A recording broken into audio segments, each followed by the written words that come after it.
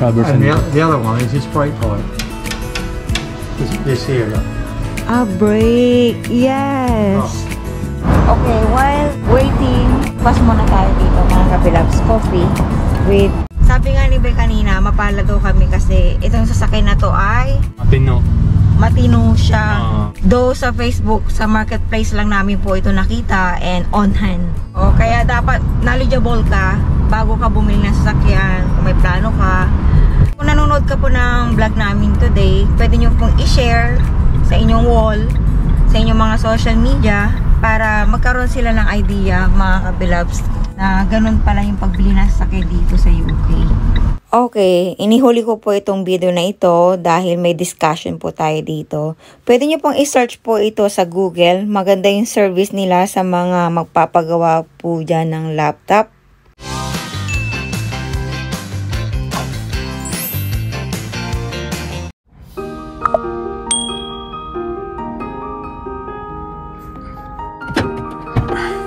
Hello! Wow, ang ganda ng relo natin ha.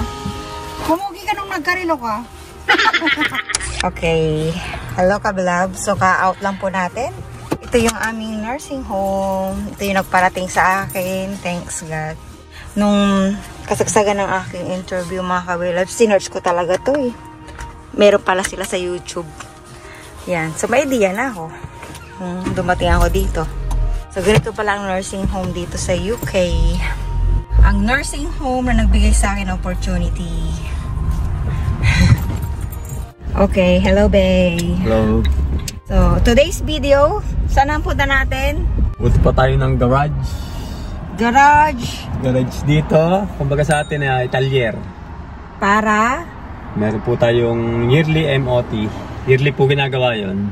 Okay, check up. Parang, kaya ang kaibahan ng dito, i-check yung buong sasakyan. Yeah, so, yun yung magiging... Kumbaga na, maintenance.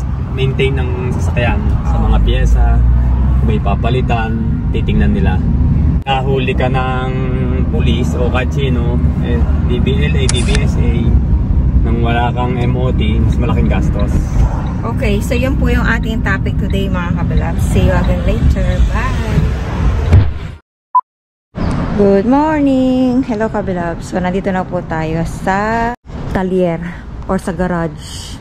Today is the MOT ng ating sasakyan. So, ang ibig sabihin po ng MOT ay Ministry of Transport.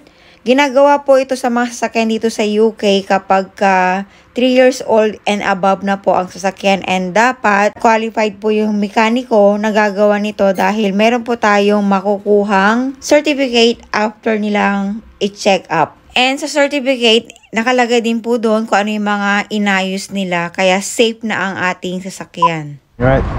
Okay, hello kabilabs. Iniwan po muna namin yung sasakyan. And gaya ng dati po, dyan din po kasi kami nagpagawa ng sasakyan. Kung napanood nyo po yun, yung pinalitan nila yung gulong. So ngayon, gaya ng dati, sabi ni Rod ay babalikan daw namin pagka tumawag na siya. So medyo kampante na kami ngayon mga kabilabs kasi nakilala namin si Rod. So, continuation po itong vlog na to. Sana napanood nyo yung unang vlog natin nung tayo ay nasiraan ng sasakyan. And by the way mga kabilabs, dahil alam namin na maraming kliyente si Rod, nagpa-schedule na po kami ahead. Okay, while waiting, breakfast muna tayo dito mga kabilabs. Coffee with... Okay, well, Lord, thank you po sa breakfast na ito, Panginoon. So, I've got the hot chocolate. Alright, for him. I've got the flat white. For me. Alright. And then the cappuccino. For him. Thank you. Okay, so breakfast muna tayo mga kabilabs. Okay, so ang in-order ko po ay flat white coffee. And itong pinaka-favorite ko na almond croissant. Ham and cheese kay Be. And cappuccino sa kanya. And hot chocolate naman kay Kian at chocolate chips na favorite niya. So, dito po kami pumesto sa initan mga kabilabs kasi bihirang-bihira na talaga kami maarawan and kulang na po kami sa vitamin D nung nagpa-check up si Habi. Okay, so nandito na ulit tayo mga kabilabs kung saan tayo nagpa-MOT. Yun, taas na. Okay. Nasa taas yung ating sasakyan mga kabilabs. So, sabi niya kanina 11. 11 nga, oh. Tada! Okay, so ganito yung sistema na ginagawa ni Rod sa amin. Iniwan namin yung sasakyan for 2 hours. Sabi niya tatawag na lang daw siya pag okay na. Chinek nila lahat ng pyesa and kung ano yung mga kailangan sa MOT. And then, after nyan, i-discuss na niya kung ano yung mga gagawin niya sa sasakyan. This one here, Yeah. and the same this side. And how you called it? This is a anti-roll bar link rod, but the Ring bolt. right you come round here. This is the bit it's worn. So what you should do to replace We it? got to put this bit in new.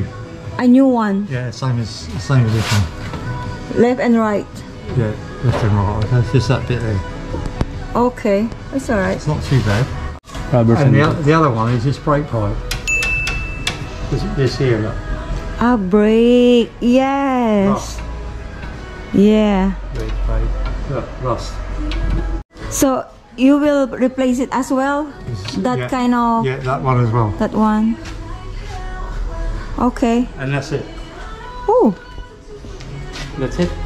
Okay, so after po ma-discuss ni Rod lahat ng mga sira, hindi naman po ganun karami, kakaunti lang, pero kailangan maipass po lahat kasi yun sa test dahil makikita po yun online dito po kasi sa UK. And comment down below kung ganun din po ba sa inyong lugar, kung nasang bansa po kayo. Kung pag sinearch po yung plaka online, nakikita nyo na kung ano yung kondisyon ng sasakyan. Kaya makikita mo kung yung bibili mo sasakyan dito ay sakit ba siya sa ulo in the future.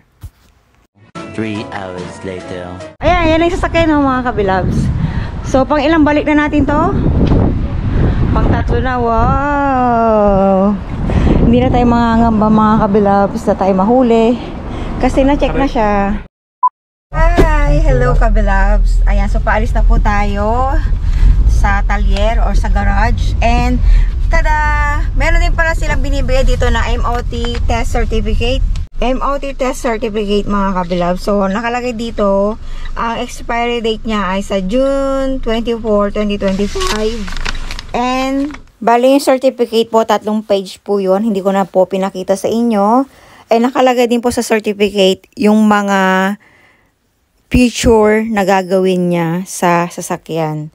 So, ito naman po yung pinagbayaran namin in total of 300. Ang kanyang mga ginawa ay replace the axle brake, replace the front anti-roll bar, tighten handbrake lever, and yung MOT, yung singil niya sa MOT ay 16 lang pala mga kabilabs. And yung parts ay 50. So, ang total po ay 300 pounds po lahat.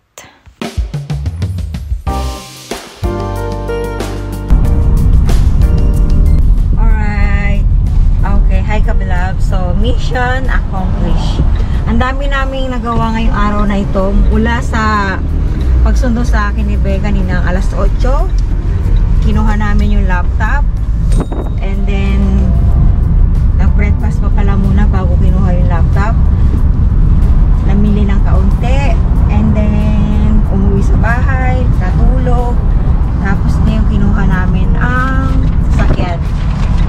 So, ganoon lang po dito magpa-MOT test, mga kabilabs. Hindi naman magtatagal as long as may pera kang pambayad. Ano, di ba, Be? Saka as long as walang papalit ang pyesa. Walang malala. As long as okay pa naman yung mga, ano niya, machines. Walang major na problem.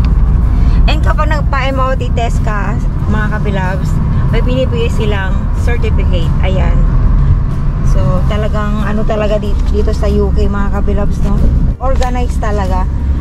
Malalaman mo talaga ang magiging sakit ng iyong sasakyan. And sabi nga ni Be kanina, nung wala pa yung camera, mapala daw kami kasi itong sasakyan na to ay matino siya.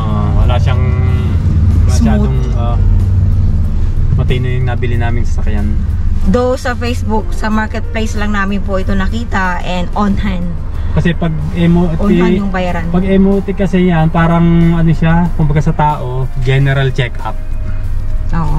Yearly ginagawa. Kaya alam nila yung susunod na masisira. Kaya yun din na nagustuhan ko dito sa UK, mga kabilabs. Kasi pagka sinearch mo yung mga plate number, alam mo na kung anong history ng mga sasakyan.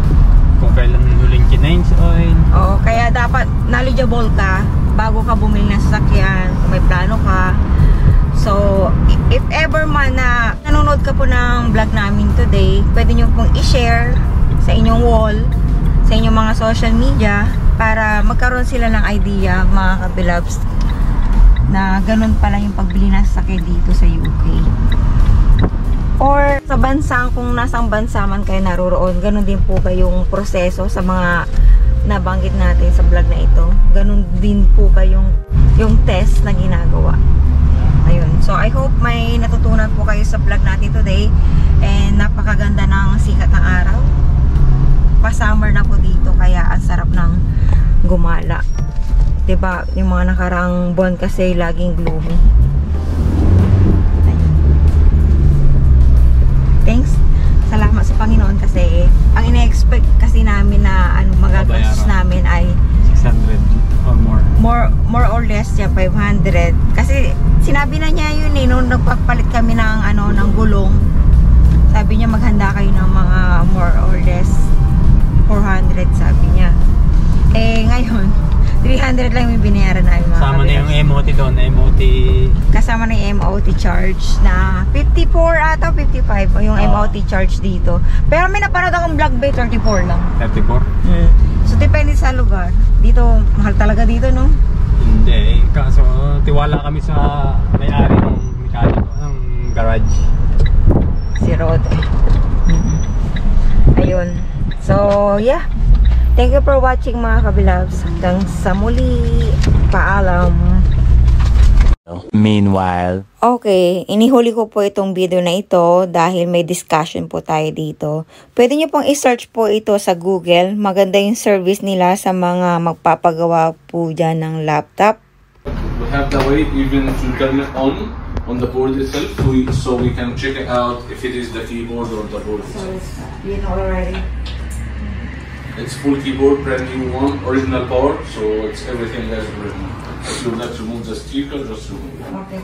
Okay. So, sa mga kabilabs ko po na malapit lang po sa akin, ito po yung address nila. And isa sa nagustuhan ko sa TechLab, 5/5 po yung kanilang ratings. And basahin nyo na lang po sa Google yung mga reviews ng mga kliyente nila. So ngayon, kampante na po ako just in case na may mangyari sa mga pang-vlog ko. Alam ko na kung saan ako tatakbo. And alam ko sa inyo, marami din kayong mga gadgets dyan, bago sa cellphone. Baka may mga laptops din kayo and cameras. And if you need batteries, marami silang ino-offer na services. So, paki-google na lang po. And thank you kay Sis Eileen kasi siya yung nag-recommend sa akin nito. Nagpagawa rin po kasi siya ng laptop dito. And by the way, dito rin po kami nagpa-kabit ng yung screen protector ng cellphone ni Be. So, dito rin po kami nagpagawa. And itong mga laptop nila, yan sa mga naghahanap po ng second hand na laptops.